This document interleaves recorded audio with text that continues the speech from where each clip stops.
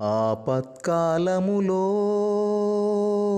ఆదుకోలేని మనుషులెందరో నీకు గుర్తుకు వస్తారే.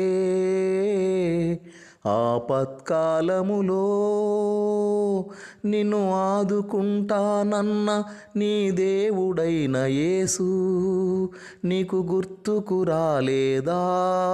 నీకు గుర్తుకు లేడా?